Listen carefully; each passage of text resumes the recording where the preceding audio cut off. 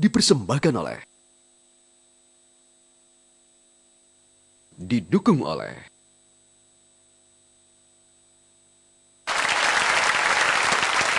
saya akan memberikan kesempatan ke adik-adik untuk bertanya langsung ke tokoh-tokoh inspiratif yang ada di depan saya ini. Tapi sebelumnya kita dengar sama-sama laporan reporter Metro TV yang sudah menangkap beberapa pertanyaan warga Solo untuk kelima tokoh yang ada di mata Najwa on stage. Ini dia.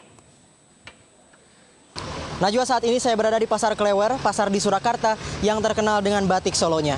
Saya akan mencari tahu tentang apa yang ingin ditanyakan oleh warga Surakarta tentang kelima orang tamu mata Najwa kita.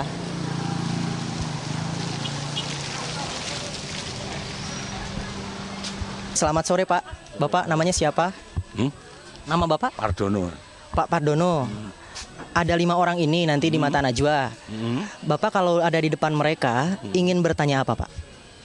Enggak, itu apakah pemimpin itu bagaimana komitmennya terhadap korupsi dan kejujurannya. Baik. Bapak pertanyakan komitmen untuk memberantas korupsi dan kejujuran mereka ya. Terima kasih Pak Pardono. Satu lagi, Najwa, saya akan memberi pertanyaan, memberi kesempatan kepada Bapak ini untuk bertanya kepada 5 orang ini, Pak. Bapak mau nanya apa, Pak? Kenapa Pak Jokowi kalau ditanya tentang pencalonan presiden kok hanya senyum-senyum saja? Kok enggak pasti ya atau tidak gitu. Terima kasih. Terima kasih Bapak. Siapa Bapak namanya? Kosim. Pak Kosim, matur nuwun.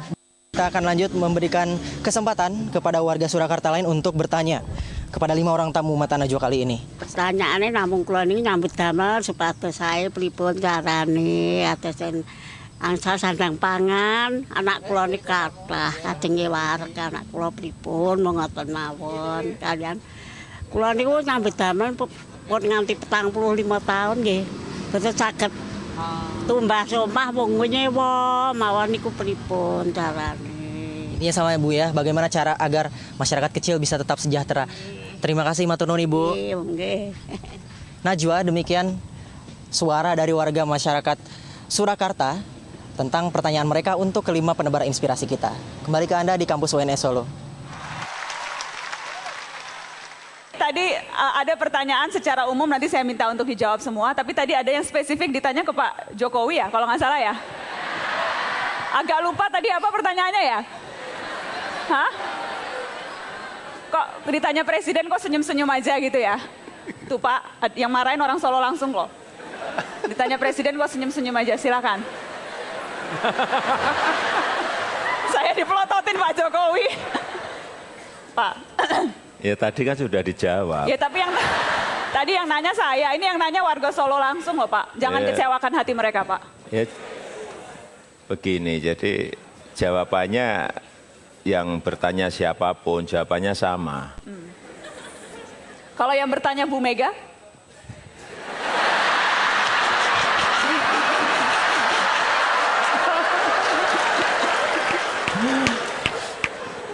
Anggap saya Bu Mega Pak. Jokowi mau jadi presiden, Jokowi.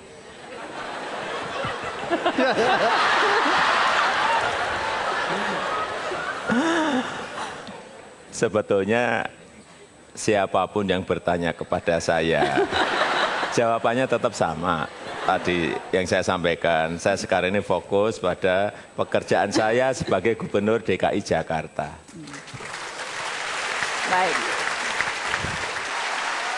Mas Ganjar percaya Mas? Kenapa? Percaya jawabannya? Percaya. Ya wong yang jawab dia ya percaya. Tadi ada pertanyaan yang lain, yang ibu-ibu terakhir itu Mas Ganjar, itu warga Solo. Boleh ditranslate sedikit Mas untuk Pak JK? Sudah 40 tahun Pak, hidupnya gini terus tapi pengen punya rumah. Silakan dijawab. Ini Pak JK dijawab Pak. Kan beliau pengen jadi gubernur Jawa Tengah tadi. Iya. Oke.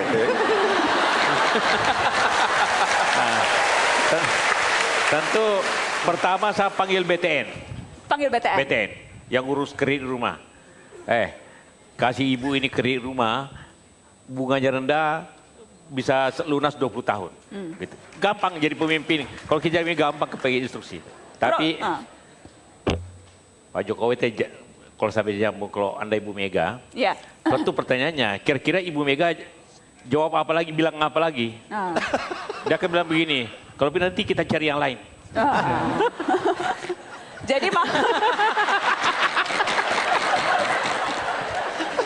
Jadi jadi maksudnya apa Pak? Ini bahasa politisi agak siwir-siwir. Maksudnya apa Pak? Langsung saja. Hati-hati menjawabnya, termasuk Kalau kepada Pak Mega. kalau Pak JK jadi Pak Jokowi, saya Bu Mega nih Pak. Bapak jawabnya apa Pak? Oh, kapan Bu mau dicalonkan?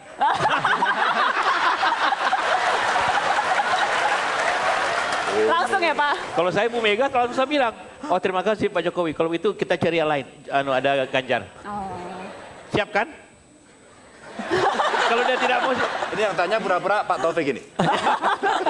Siap, gitu ya Pak? Baik. Saya ingin memberikan kesempatan ke audiens penonton yang saat ini berada di Universitas 11 Maret untuk bertanya langsung. Ke semuanya mau bertanya, luar biasa. Pertama-tama saya tuh pengen cerita sedikit. Saya jujur aja dari tadi pagi belum sarapan, belum makan siang, cuma ngantri dari jam 8 pagi buat nonton Pak Jokowi. Saya tuh seneng banget, alhamdulillah di sini bisa nonton berjumpa langsung, semuanya terbayar lunas saya di sini. Ya, bisa nonton Pak Jokowi. Terima kasih. Boleh foto, boleh foto. Boleh, kasihan. Dari jam 8 pagi Pak, belum sarapan. Boleh salaman? Sama semua boleh, sama Pak JK. Sama Pak Jokowi. Mau foto dulu. Foto kameranya mana? Ya salaman sama Mas Anies, Mas Ganjar, Sanonya dari jam 8 loh. Udah kenyang ya? Ngantri dari jam 8 pagi. Kirain salaman Oke. sudah kenyang. Apa nggak apa-apa, biar lebih jelas ngelihat jagoannya. Nanyanya apa? Terima kasih. Gini, saya tuh jujur aja kan orang sastra Indonesia nggak begitu ngerti politik. Saya tuh cuma gini, gimana caranya seorang Jokowi itu ketika rakyat itu banyak tuntutan, banyak sekali menuntut, kayak contohnya tadi video-video tadi. Bagaimana sih? Saya tuh percaya kalau seorang pemimpin pasti udah melakukan sesuatu yang terbaik. Tapi kalau dalam bahasa orang Solo kan masih aja banyak yang maido gitu loh Pak. Maido, ngerti nggak Pak?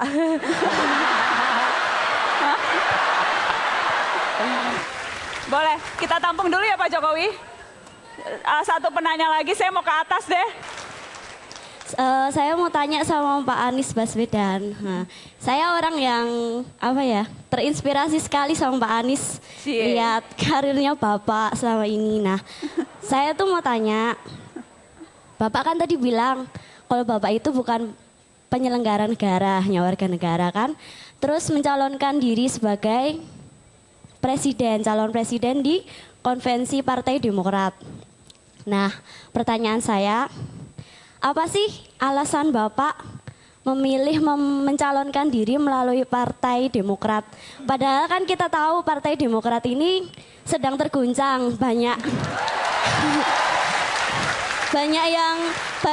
kasus-kasus korupsi yang ya kita tahu sendirilah, bahkan pelakunya dari kayak contohnya Nasaruddin, Angelina Sondak dan lain sebagainya. Gini, ya, jadi kalau kita bicara soal proses ini, saya melihat yang dikerjakan adalah proses yang benar. Sebelum menjadi calon, sudah ada proses penilaian.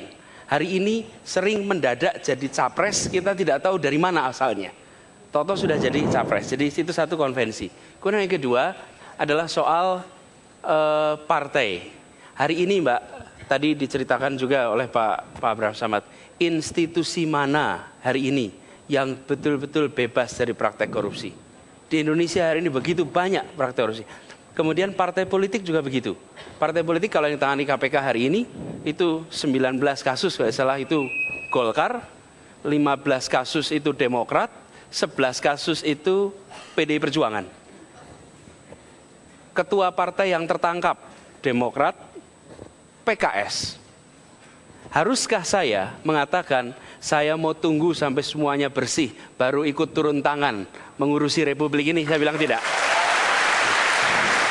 Jadi di situ kemudian saya katakan saya pilih tidak membiarkan melenggang begitu saja.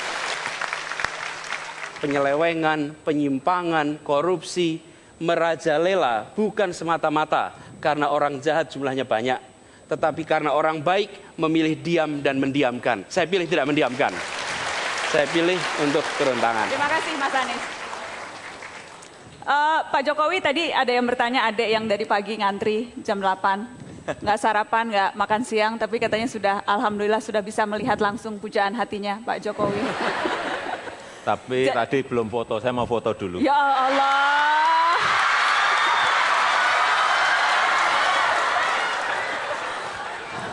Ya Allah, nangis itu Pak.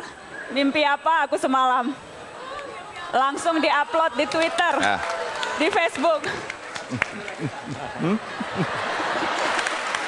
Pemimpin yang tadi Pak, kadang suka mangkal gitu ya. Jadi walaupun sudah dilakukan tapi sudah menyangkal. Ya kita harus bisa menerangkan kepada masyarakat kenapa sebuah masalah, sebuah problem, sebuah persoalan itu tidak bisa diselesaikan secara cepat ya. Biasanya kalau yang maito itu biasanya memang harus perlu diterangkan karena mungkin tidak tahu secara detail dan secara global masalah yang ada. Kalau kita ke masyarakat, kemudian sering kita terangkan ke masyarakat, kita sering jelaskan ke masyarakat, kita sering sampaikan, ini masalahnya, problemnya misalnya anggarannya kurang, ya kita sampaikan apa adanya. Kalau kita jelaskan secara jelas kepada rakyat, kita sampaikan kepada mereka hambatannya apa, mereka ngerti. Akan mengerti. Iya, hanya yang sering terjadi adalah komunikasi yang tidak sambung tadi. Tapi kalau kita sering ke bawah, sering turun, saya kira penjelasan itu akan lebih mudah. Baik. Hanya itu aja. Hanya itu saja. Selanjutnya untuk Pak JK, ketika saya melihat wajah Pak JK itu rasanya hati saya teduh sekali Pak.